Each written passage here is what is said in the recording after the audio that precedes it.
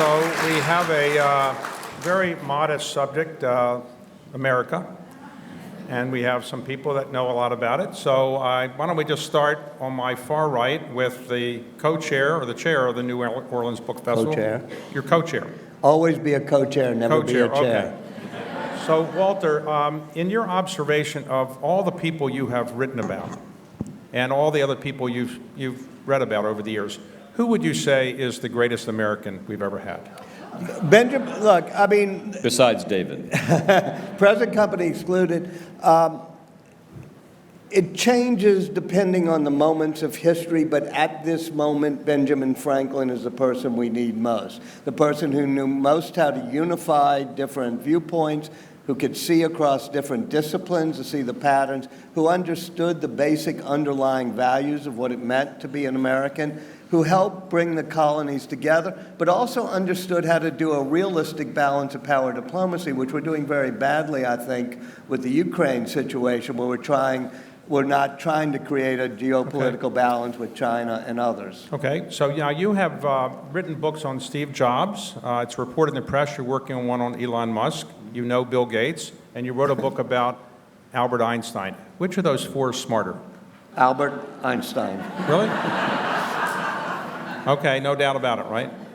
Are you going to write about poor people at any point? Yeah. Which of those people has the smallest ego?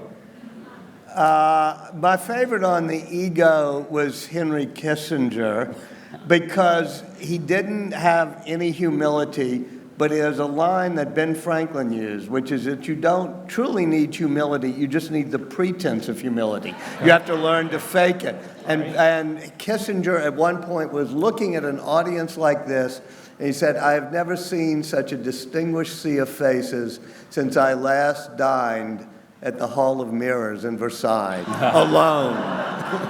So, okay. David, can I jump in? Tell everyone about what he said after your book came out some years later. Well, many things, none of them. Repeatable. The one that's repeatable. One of them was somebody asked him how he liked the book. He said, "I like the title." What about afterwards, about 30 years later? What happened was, he didn't speak to me for a couple of years after that book, but then I was at Time magazine, and we decided to do an anniversary party inviting everybody who'd been on the cover of Time. And so he was invited. I didn't know if he would come because he wasn't speaking to me. But the phone rings, and my assistant says, "It's Henry Kissinger on the line for you." So I pick up the phone. He says, "Well, Walter." Now, my first reaction is, this is either Henry Kissinger or it's Graydon Carter, who does a great, and he'll dine out on it forever if I say anything. So I go, He said, "Well, Walter, even the 30 Years' War had to end at some point. I will come to your party." But then he said... But his wife didn't agree. What, huh? His wife didn't agree with that. He said, "But you know Nancy, she's partial to the 100 Years' War. We may have to work on her." So, John, Sir. Who would you say is the greatest American? Oh, Lord. The greatest American president is almost certainly Lincoln, with, I think, a close second of FDR, because both confronted existential crises and preserved the possibilities of democracy that we have now once again imperiled as we speak. The greatest American I've known is John Robert Lewis. Born in Pike County, Alabama, the great-grandson of an enslaved man, son of a sharecropper, who folks like me like to say, we quote Theodore Parker, the 19th century abolitionist, who said, "The arc of a moral universe is long, but it bends toward justice. But it doesn't bend toward justice if there aren't people insisting that it swerve." And John, on that bridge, on the Freedom Rides, in so many different places, Parchman Prison, which Faulkner called Destination Doom, after the Freedom Rides, he insisted that what we said in the Declaration had to be made real. So, John, you've obviously written an important book on Jefferson. Can you explain to people why it is that Jefferson wrote a sentence that some would say is the most famous sentence in the English language, "Behold these truths to be self-evident, that all men are created equal," when he had slaves? How could a man say all men are created equal when he had all those slaves, hundreds of them? What was he thinking, or what did he really mean? He could write it because he was a man. He was a human being, and he was fallen, frail, and fallible, like all of us. Lincoln said that the Declaration was intended to create a maxim and to embed in a revolutionary document a standard to which we could aspire. Jefferson was unable to make his intellectual convictions triumph over his personal convenience. And I don't mean having a butler or something, but I mean his entire order. His first memory was of being put on a horse on a pillow by an enslaved person. That's the first thing he remembered. And so his entire universe was shaped by this. And nobody was more eloquent about it. I mean, Jefferson spoke in needlepoint pillow terms, right? He's like Isaacson that way. And not since Walter Isaacson dined alone has there been an event like the New Orleans Book Festival.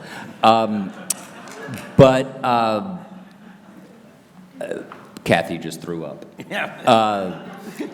But he understood the tragedy of history because he understood the tragedy of human beings. Right. And so there was this gap between the actual and the real, and we're still trying to close it. Can you explain to people, he had an affair, apparently, with a slave, Sally Hemings. What was the unique attraction of Sally Hemings because of the familial background? Why did he fall in love with her, in your view? Well, there are two things, if I could just say quickly. I'm not sure affair is the right word, and there's no way of knowing about love in this. It was the longest relationship he had in his life with a woman, including his mother, including his wife. And I think a key factor here is that Sally Hemings was Thomas Jefferson's wife's half-sister. Now, only in Louisiana is that totally explicable. So that's good. I'm from Tennessee, so we thank you all. Gives us something to, So I think we don't know if there was a physical resemblance, but she was his wife's sister. What was the age of consent in Virginia in those days? 12. 12. Let me real quick, because this has been a theme. Annette Gordon-Reed was at the book festival, who wrote Hemings, Jefferson and Hemings. Which is a much better book than mine, by the way. But it's very interesting how she said wrestling with this question is wrestling with what America has to wrestle with now. So, we've had multiple views of Imani Perry and Eddie Glaude. So all have been addressing what I call the Jefferson conundrum of American history. So, John, one final question in this round. You wrote a book about Winston Churchill and Roosevelt. So there's an infinite number of humorous stories about Winston Churchill and the relationship with Roosevelt. And Winston Churchill had a great wit. What are one or two of your famous or favorite Winston Churchill stories, or about his wit, or about his relationship with Roosevelt? Well, there's the great moment where has deeply drunk, which just means he was awake. He never, a moment of the day did not pass where Winston Churchill didn't have some alcohol in his system. At breakfast, he had a very weak Johnny Walker Red and soda, and kept it going. Drank Paul Roget champagne and brandy after dinner. Hated Franklin Roosevelt's cocktails, by the way. It's amazing we aren't all speaking German, because FDR would make these horrible wasp martinis which you would think is redundant, which was 3/4 vermouth, 1/4 gin. And so Churchill would pour them out in the plant outside the Oval Study in the central room on the second floor of the White House, and the plant died. But the great story, of course, is on Boxing Day, December 26, 1941. Churchill is dictating his speech that day to the House of Representatives. It was going to be a remarkable speech. And he was in his bathtub. And Churchill wrote as he talked. He dictated everything. That's why his stuff all sounds like him. And so he gets up out of the tub. He's still going. He's marching around in all his glory. And there's a knock on the door. and it's FDR, and FDR is pushed in by Arthur Prettyman, his valet, and Roosevelt sees the entirely naked Winston Churchill there, and he says, "Oh, I'm sorry, Winston, I'll come back." And Churchill said, "Oh no, Mr. President, as you can see, I have nothing to hide from you." So Thatcher and Reagan or Bush and Blair might not have been as charming, but it's a good story. So can I give you the privilege of being moderator, give you my favorite Churchill story, which is Churchill is in the House of Commons, and he goes to the men's room, and as he's standing in front of the urinal, the opposition leading party of the Socialist Party, Clement Attlee, comes and stands next to him. And so very quickly, Winston Churchill walks away, zips up and walks away. And Clement Attlee says, "What's the matter? Are you afraid of standing next to the leader of the opposition party?" He said, "That's not that. It's just that anytime you see something big, you want to nationalize it." That's right. That's right. Okay. So there's a little toxic masculinity as a theme here. Okay. So, John, your book on the so-called Spanish flu wasn't really the Spanish flu. Why did they call it the Spanish flu?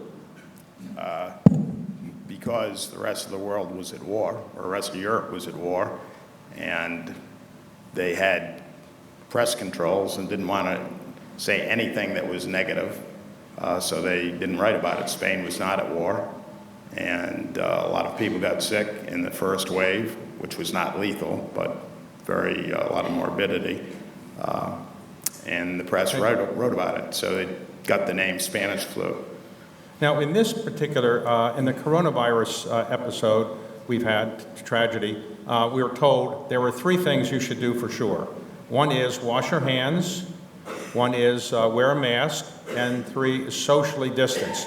Were those things different than what they were told 100 years ago, or those are the same things? Well, they were pretty much the same things. And actually, I think washing your hands turns out not to be particularly important. Oh, really?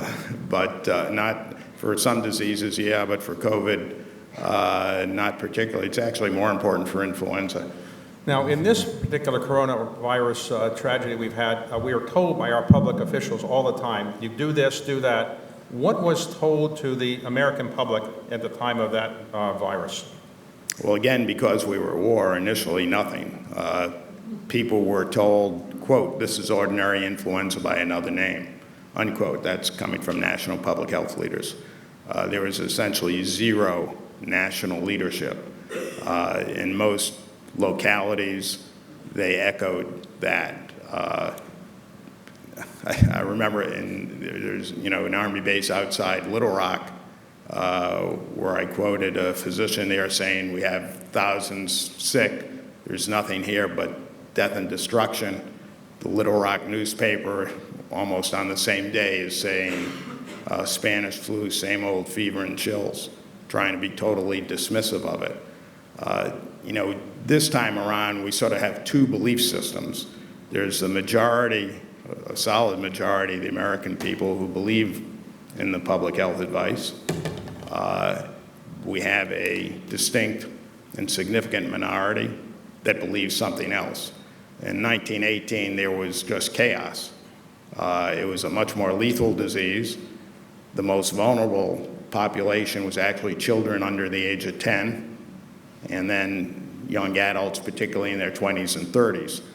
So being told this is ordinary influenza by another name when people are dying sometimes in 24 hours, that just spread chaos and fear, which is something that we haven't really experienced in this, with the exception of, the very early days when it was quite unknown as to what we were facing. So what year did your book come out? 2004. All right, when it came out in 2004, I assume it didn't exactly go to #1 in the bestseller list? Well, actually, It did?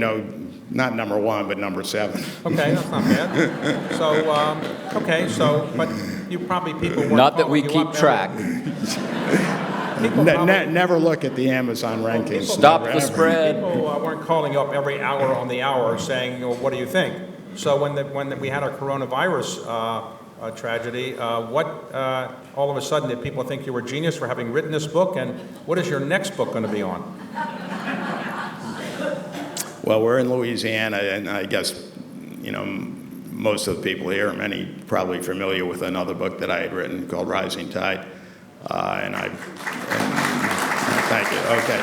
But I was actually working on a book on everything that had gone into making the Louisiana coast a disaster. And by everything, I've just finished a section of about 120 pages on dams on the Missouri River, which retain 100 million tons of sediment. Anyway, but I had put that aside to write a book on COVID.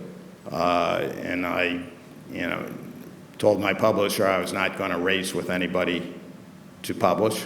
There are a lot of books that are already out, and frankly, almost all of them are very good books. I told my publisher they would be my research assistants. So mine, I hope, will come out in a few years. And so all of you are starting as journalists, Time and Newsweek and Washington Post. What's the appeal of writing books compared to being a journalist? Because with journalists, you can write it every day and you get instant feedback. Well, with a book, you work on it for years. You don't know whether it's going to work or not. Okay. So, Walter, why did you get out of the journalist business? Well, first, let me correct just to say that I used to write a lot for the Washington Post magazine. I never worked for them. Okay. But for me, an editor is in charge of when you write for a magazine or a newspaper, they're the boss if you have a fight. If you write a book, you're the boss. If you have a fight, that's one of the differences. Okay, well. It's a lot like private equity. What, there's a carried interest in it or something? Back when I did my first book, it was with a very close friend of John's, Evan Thomas, and we were at Time magazine, and it was in the previous century when the internet hadn't really come about, and so you'd spend 7 days, at Time, but you only really worked 2 days, Thursday and Friday, when the magazine was closing, and then they'd compress everything you did to one page, and so Evan and I said, let's write a book. And the ability to carry a narrative and to tell a tale is just very appealing. So when you were involved with Time, when you were the editor of it, you picked the Time Person of the Year. Did you ever get complaints from people who thought they should get it, but they didn't get it? Present company excluded. There's a lot of lobbying. The problem with Time Person of the Year is that it was supposed to be the person who most influenced history. Therefore, a Hitler could win it or something, or Ayatollah Khomeini, who did. And at a certain point, that became so controversial that, for example, when 9/11 happened, so I think it lost. Priscilla Payton is here. She was the great editor at Time as well. And we used to have these battles over how to do it. So let's talk about creativity a moment. A major part of America's success, some people would say, is our creativity, our ability to reinvent ourselves and have incredible inventions. You've studied people and written about people who are very creative, inventors. Why are you so interested in that area? And what is the key to being a very creative person? Well, John and I in particular have known a lot of smart people in our lives, and at a certain point it dawns on us that smart people are a dime a dozen, and they don't ever amount to much. What really matters is being imaginative, creative, thinking, as Steve Jobs would say, think different, think out of the box. And so I like looking at what is it that makes somebody creative. And the basic ingredient you got to start with is just curiosity, pure curiosity for its own sake. If you look at Ben Franklin as a young runaway, going across the ocean, he's lowering barrels to take the temperature because he's just curious about the Gulf Stream. If you look at Jennifer Dowden, my latest subject, she looks at why do bacteria have repeated sequences in their DNA. So Ben Franklin and Leonardo da Vinci are the two people in history who were curious to try to know everything you could possibly know about every subject that was knowable. Is it more fun or easier or harder to write about somebody who's dead or somebody's alive? Good God, it's much easier. I mean, somebody's been dead, especially, after I did Kissinger and all this, I said, I'm going to do somebody who's been dead for 250 years. So that's why I went to Franklin. And after doing Steve Jobs and dealing with that, it was like, okay, 500 years, and I went to Leonardo. But you answer, you go back and forth, and John Lewis was that's a glorious book. But that was sort of that mix, because you knew he was dying. So, John, you've written about people who are dead and people who are alive. What's easier? Oh, dead. Mainly because of Barbara Bush. That's the key. President Bush was always very sweet, but Barbara, whew, I still got some scars. By the way, Jenna is here right now. Oh, John. and the apple does not fall far from the tree. So I started doing the book about George Herbert Walker Bush. It took me 17 years, and it was supposed to be posthumous, but the son of a bitch wouldn't die. I'd mention it, he'd go, not gonna do it. The key to doing his voice, as Dana Carvey once said, is Mr. Rogers trying to be John Wayne. And I'm trying to get this in the bloodstream more.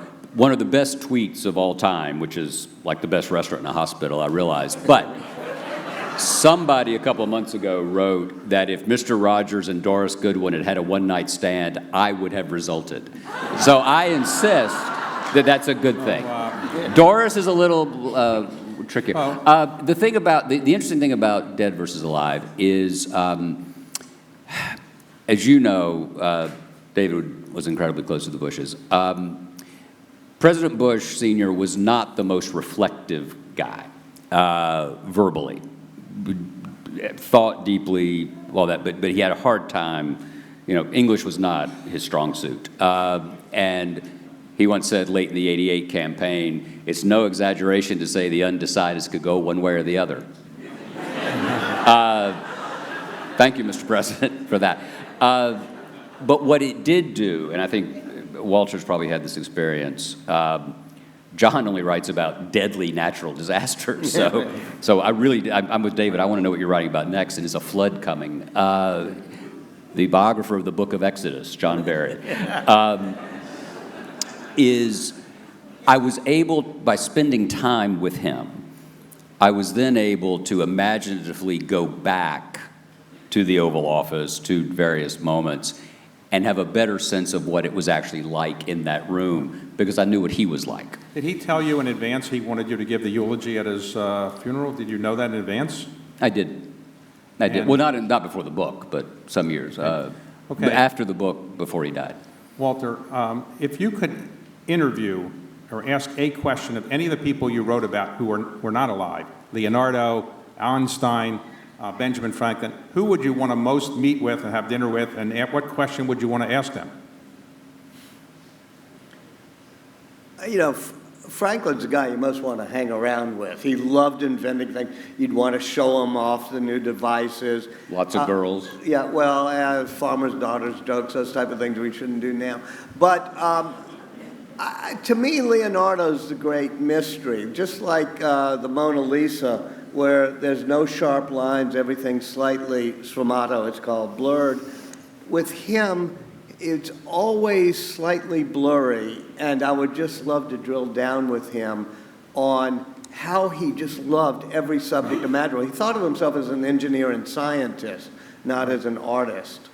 Now, John, if you could interview and have dinner with anybody you wrote about who's not alive, who would you like to ask? Jefferson or Winston Churchill or Roosevelt? What would you like to ask them? Well, this raises interesting theological questions about dead or alive, but of all the nights I would most want to go back to and have access to all the players, it would be Passover in the year 33 of the Common Era and the Last Supper, the arrest, the crucifixion.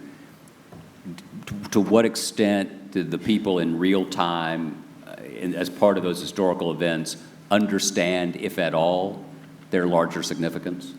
Or was it just, a quick Seder that went bad? So that's the main. Think that would be an easy interview? No. Well, I would have to print it in red letters, but yeah. Oh, okay, so John, what is the most That's a Protestant important... joke. It's the Catholic state. But yeah. John, what is the most important lesson we learned from COVID? Well, the same one from 1918, which is to tell the truth. Recent study of 177 countries, the ones that have done the best are the ones where there was some trust, both in institutions and between individuals. And I think that, trust is, that society ultimately is based on trust. And when that begins to evaporate, society begins to fray. There was someone in the book, a very sober, serious scientist, not given to overstatement, dean of the University of Michigan Medical School, said at the peak of the pandemic that if this rate of acceleration continues a few more weeks, civilization could easily disappear from the face of the earth. And he was talking about the chaos that had developed because of the fear, because people were being lied to. They had no idea what the truth was. They just knew they were being lied to. And it kind of forced them, everybody, to rely on their own, his or her, or their own family. So there was a beginning of a disintegration, almost. But since you wrote about the virus, the first virus we had, and you're writing a book about this one, it presumably would have been not great if you got ill. So what did you do to make sure that you never got the virus? Did you take extra precautions because you were an expert in this area? You wanted to make sure that nobody thought you weren't an expert? Well, I don't think I did anything that a lot of people in this audience didn't do. I actually continued to live my life. I live in the Quarter, which was closed down, but I found a place where I could get coffee every morning. My wife and I would walk there. Didn't wear a mask when I was outside. I never wore a mask when I was outside. I still wear a mask if I'm inside.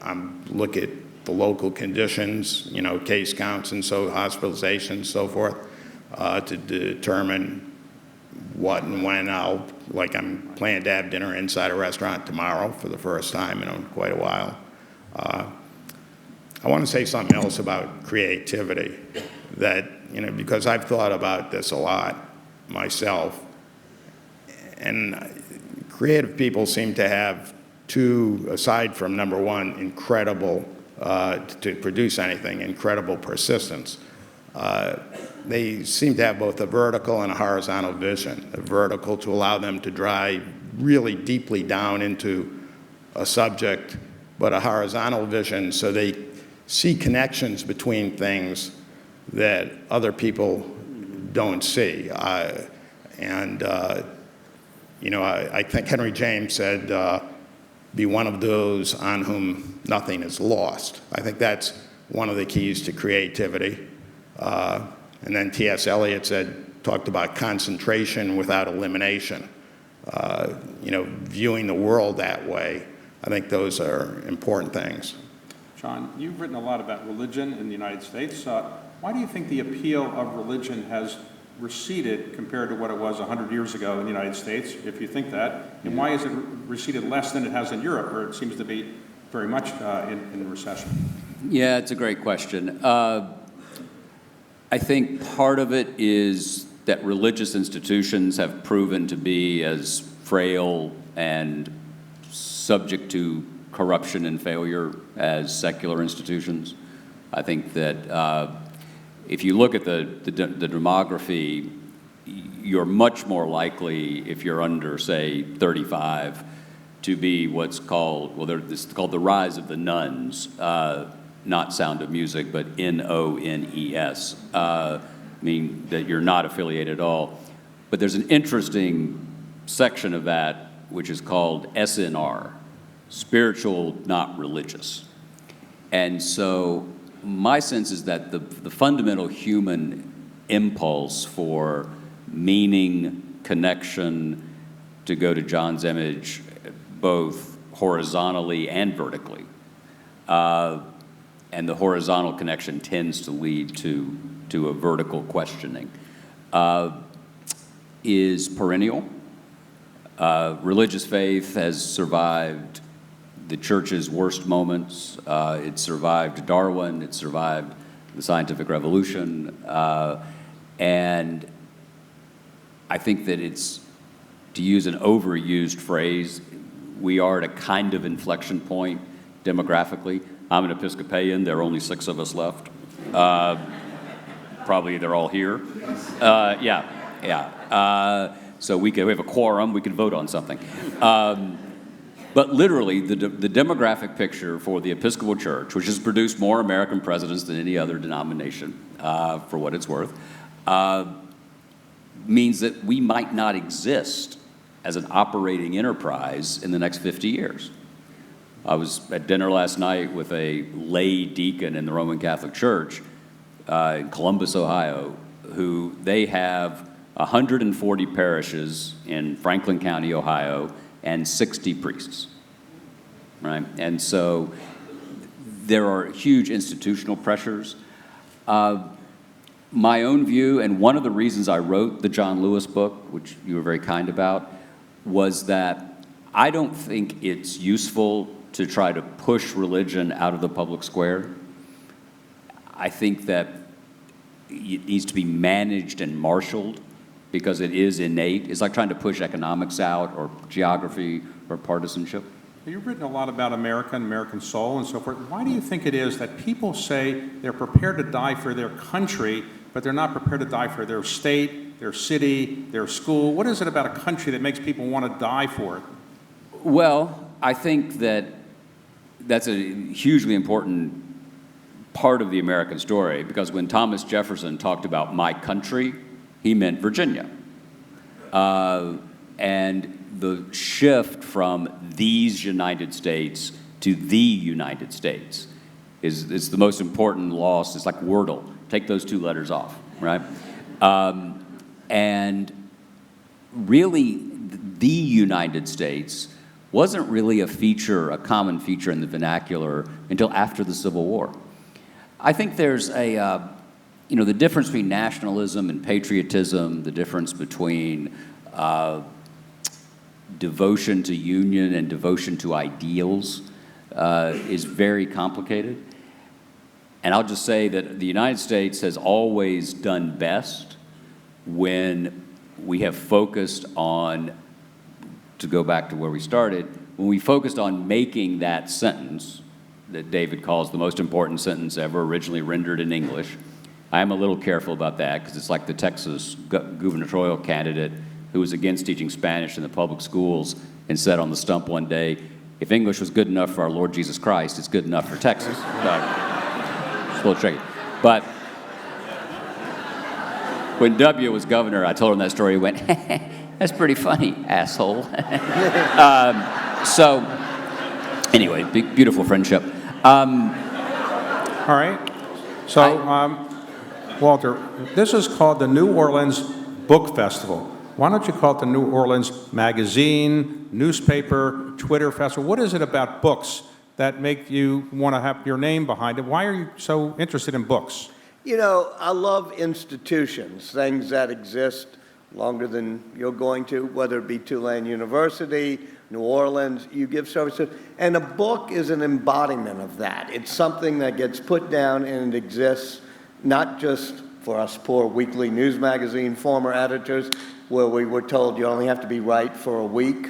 And so I think a book, it's interesting that everything's been decimated by the digital age except books. Books are still selling. There's a need for some permanence as we hand wisdom down. At a university, you gather wisdom, you create wisdom, and in a book, you put it down.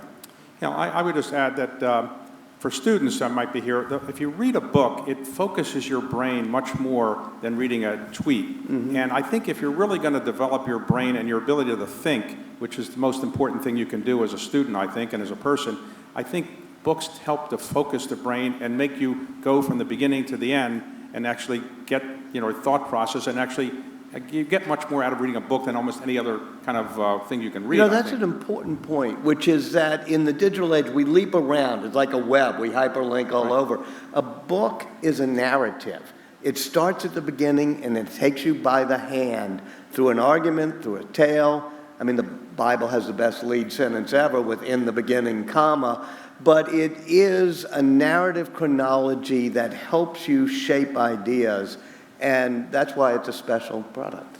So I don't know if do we have time for questions, or we have time for questions from the audience? Okay, so we have people are going to walk around with mics. Is that what they're going to do? Okay. All right. Mic right there. Who has a question? Anybody have a question? Raise your hand. One here, or right here, and then there. Just jump up at the mic. Hey, Kitty. There's a mic coming to you, or? Let me, before she asks, This is Kitty Boone, who created Aspen Ideas Festival. Okay. This is a shameless ripoff of it. Thank you for coming and blessing us. Okay. Walter, a few minutes ago I said I still work for you, so there. I heard that. That's true. She did. I did, by mistake. We all work for Walter. Yeah, we always all work. This is for John. There are two Johns. You wrote, Jon Meacham, you wrote an incredible book, which I've given to many people, which is The Soul of America. And the God reason love that you. I gave it to people is because, for me, you illuminated hope Yeah. that we've been through this before. But today you sort of alluded to we're in a pretty dark time. And I'm just curious if you still think we can make it past the abyss that we seem to be in. Yeah, I do. And actually, that book grew out of Walter's alma mater. Nancy Gibbs called me on the Sunday, one of Walter's successors, much better successor, to ask me, after Charlottesville, to write a piece about moments of extremism and domestic political violence. And then that ultimately became that book. So I'm always grateful to Nancy for that. Look, this is a terrible time, but I've never, in the 4 years since I wrote it, I've never had a black person, I've never had a woman, I've never had someone who's not kind of a boringly heterosexual white male Southern Episcopalian, which is me, say this is the worst time ever. Because 50 years ago, George Wallace won 13.5% of the popular vote and carried 5 states. 50 years ago. 100 years ago, more than half the audience was disenfranchised before the 19th Amendment. So this notion that, I sometimes think of it as the tyranny of the present, right? Of course our problems seem consuming and overwhelming because they are our problems.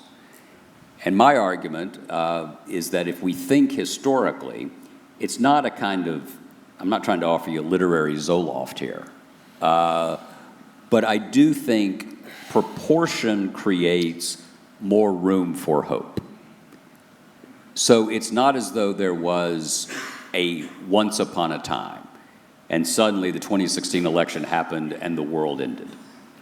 The 2016 election represented the interesting victory of perennial, and I would argue destructive, but surely perennial forces in American life. And anybody who wants to say this isn't who we are doesn't know anything. Because of course it's who we are. The point of the country is to try to not be that 51% of the time. And I think we're doing that right now, actually. 93 United States senators, something like, 65 federal judges, the Supreme Court of the United States. Sam Alito may have saved the republic, he and Mike Pence. There's a sentence you didn't think you'd hear. But what if the Supreme Court had taken one of those voter fraud cases and just kicked it back to the states? It would have created chaos. They would have blown through the inauguration date, and who knows what would have happened. But the rule of law actually worked. It is threatened. We're going to find out more and more about January 6th. We have never had an American president. It never really occurred to the predecessors to say, well, I lost, so I'm just going to lie about it. That's different. That's new. And we have to confront that. But we live in a country that is really only about 55 years old. I would argue that it's not 1619 that we should pay a lot of attention. I mean, we should, but that's interesting. Think about this. The America we live in right now really only came into being in 1965. First integrated electorate was 1968. The Immigration and Nationality Act of 1965 undid the 1924 immigration laws, which is what FDR and others used to justify not bringing in more refugees from Nazi Germany. 65 is the inflection point. So we've only been doing this for 50 years. Okay, next, right here. First of all, I want to say that the three of you have all written books that I have enjoyed immensely, but also because they really made me think, and I think that's a great gift, and I want to thank you for that. But of the canon represented, the book I've read most recently was Mr. Isaacson's The Code Breaker, and I just want to ask you, and I know that you are an optimistic person, and the end of your book, the heroic scientists who had been on the front lines and also been at the cutting edge, it seemed like you thought they're going to be recognized as true heroes, but what we've said or seeing instead is this demonizing of scientists, and especially the people in the white coats who are telling us supposedly how to live our lives. And I just wondered whether you were surprised by that, or if you think that's not even the right take. I think there are about 20% at most of this country who are demonizing scientists, and the rest of us are totally amazed that they were able to take a molecule of RNA and reprogram it and make a spike protein facsimile that now means that we can be sitting here in this room without fearing COVID. I think that if you ask Thomas Jefferson and Ben Franklin about people skeptical of science, they would have thought you were a Philistine. They studied anatomy, they studied Newton's laws, the checks and balances of Newton's laws find their way into an Enlightenment constitution, and it's incumbent on each one of us, especially those of us who are not scientists, to appreciate the beauty of science. What I hate is any people in an audience like this say, well, I don't understand science. I don't like doing science. That's like saying, I don't understand music, or I don't understand sport. Science is not just all sorts of formulas in a book. It's a way of looking at the world in which you come up with ideas, you test those ideas based on fact, and then you revise your theories based on the evidence you have. That's what we've lost in a lot of America today, is not just respecting people in white coats, it's keeping an open mind and saying, let me collect the evidence before I come up with a knee-jerk theory. Okay. Go ahead, next. Thank you. My question is mainly for Mr. Meacham, who I used to work for, and Mr. Isaacson, who edited the magazine we competed against. I may have misunderstood the title of the series, Values in America, but I wanted to ask you both, as former editors of major news magazines, what, if anything, should the responsible mainstream media be doing to combat the coarsening of discourse in the country? In one word, or in one paragraph or less. In one paragraph or less. Thank you, Mr. Friedman. Dave ran what we called the news desk at Newsweek, so he was the nerve center of the operation. All the foreign correspondents spent far more time talking to Dave than to their spouses, which explains the divorce rate, I think, in that crew. I think it's a stress test for anybody with a platform. And you've touched a nerve with me, because Joe Biden is my friend. I help him when I can. I'm not a Democrat. But I believe that his success is the country's success. And I find, by and large, that the institutional media that we were part of and that lives on in a vestigial form has not been commensurate to the scale of the challenge facing the country. It's almost as though a lot of folks who are our friends and colleagues want this to be 1987 and Bob Dole and George Mitchell are on Capitol Gang. And it's not that. This is more serious. I don't really believe the polls that say 61% or whatever of Republicans think the election was stolen. I think they're probably just poking the pollster a bit. But let's say it's 40% of a great party that thinks that. In that kind of climate, I think that reflexive objectivity is something that has to be seriously examined. Okay, let me just, for all of you, before we get to the next question, for writers who are watching, what's the best way you can summarize on how to overcome writer's block? You ever have writer's block? How do you overcome it? Actually, I use a chess clock. And I get us fixed it, or I did, I don't do it anymore. at a fixed amount of time that I have to sit at the desk, look at typewriter, computer, and even if I'm not writing anything, the time is moving. But if I get up, if I answer the phone, I hit the plunger, and eventually out of boredom, if I'm sitting there and counting that time, something is going to go down. And Okay, so that's your secret. Okay. How do you overcome writer's block? Do you ever have it? Anthony Trollope, that was Trollope's line, is that he rode back and forth to his job on a railroad, and he would have to write 2,000 words a day. I use nicotine, which is, children, don't listen to this, close your ears. But I set a certain number of words, and then I can have a cigar. And I can't have it until I write that number of words. Okay, so it's the carrot and stick approach, or carrot and cigar approach. Yep. Yes. Yeah.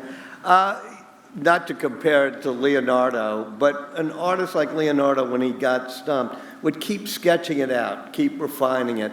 And so I have an outline of what I want to write, and sometimes I'm really rolling well and typing well. But if not, I just keep refining the outline and the outline. Do you use an outline? Yeah. Do you use Some outline? great writers like Hemingway or James Joyce, they drank a lot of alcohol. Does the writing drive you to the alcohol, or does the alcohol make you a better writer? No experience with any of you in that? Well, Walter lives in New Orleans, so what do you think? Okay. I think Faulkner and Tennessee Williams and every writer here drank a little bit too much, and it helped a bit, but after a while, there was a problem for it. Yeah. Okay, so Sorry, I don't question want to here? step on the last Yes, question. Go ahead, speak up. This question is for John Barry. John, you wrote a book on Roger Williams, and the title also included a reference to the soul, the creation of the soul of America. And I was wondering how the issues in that book would reflect today and where we are in the discussions we're talking about the soul of America. Oh, thank you, Susan. Friend of mine wanted to get me into the conversation, I guess.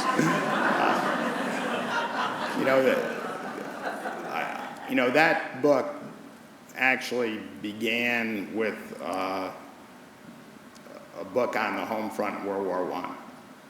And I had planned to, I identified certain characters that were going to, and culminating events in 1919, a very difficult year in American history. One of the characters that I was going to follow was Billy Sunday. And just doing due diligence on Billy Sunday, I started going back to the beginning of the argument over church and state and the role of politics and so forth and so on. And I discovered that if you change the grammar, that the argument between John Winthrop and Roger Williams, and Winthrop's of course a guy that said, sitting on a hill, that was exactly the same argument that we are having today. Things don't change, people don't change. The view of, whether we're a Christian nation or not, that has gone back to the very beginning of American history. So two of you live in New Orleans and one of you lives in Tennessee. So does living in the South or New Orleans help you be a better writer? Yeah. Yeah. Yes. Okay. No. All right.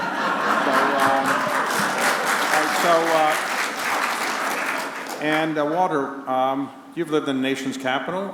You think the country would be better off if New Orleans was the nation's capital? No. No. Okay. Okay, so we are out of our time. So thank you all very much, and thank our panel. Thank you, David. Good job. Good job.